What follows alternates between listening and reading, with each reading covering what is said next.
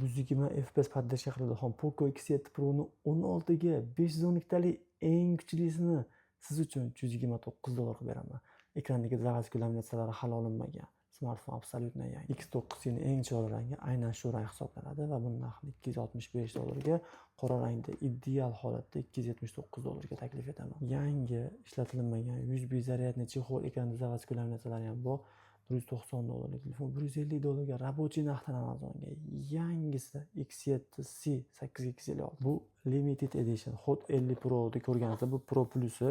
Buni orqadagi korpusni ham o'zi alohida bitta tema bo'ladi. Chexollari, zaryadlar, telefon ishlamagan, absolyutno yangi. Atigi $220 evaziga full takrorlanmas uslubni xarid qiling. Biz sizga noyoblik taklif etyapmiz. Topib bo'lmas telefon bu 22 plusni dubayskiy A+ segmentda O'zbekistonda ishlatilmagan, imekalar ro'yxatdan o'tgan.